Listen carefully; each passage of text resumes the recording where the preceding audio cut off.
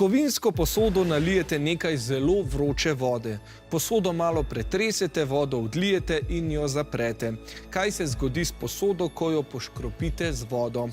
A. Zamašek odleti, B. Napihne se, C. Skrči se ali D. Najprej se skrči, nato napihne.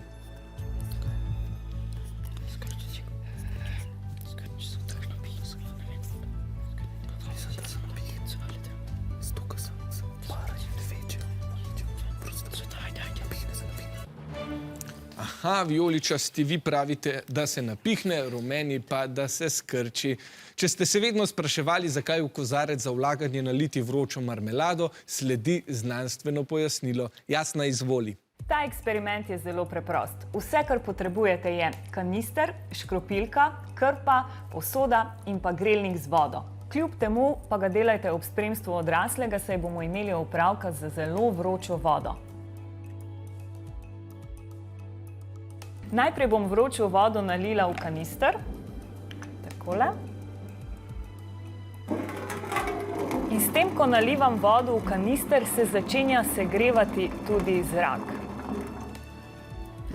Zdaj pa si seveda morate podložiti s krpo, ker je zelo vroče, in malce pretresti. S pretresanjem povzročimo zgolj to, da se zrak hitreje segreje in s tem tudi razširi. Sedaj imamo v kanistru fino segret in razširjen zrak. Vročo vodo bom sedaj odlila in kanister hitro zaprem.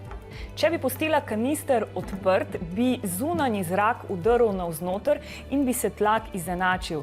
Sedaj pa se bo tlak v kanistru znižal in povzročil, da se bo kanister začel krčiti.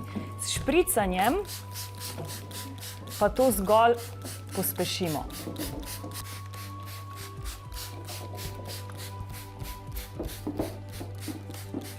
Vidite tukaj? Podoben postopek uporabljajo vaši starši oziroma stari starši pri pripravi marmelade.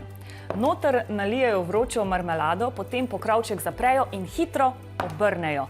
Na ta način se zrak najprej razširi, potem pa ohladi in skrči. Tako je pokrovček zelo dobro pritrjen na kozarec in ga le s težavo odpremo. Uspelo mi je. A ima kdo mogoče kakšno žlico? Hvala lepa. Dobra, mami. Pravilen pa je odgovor C.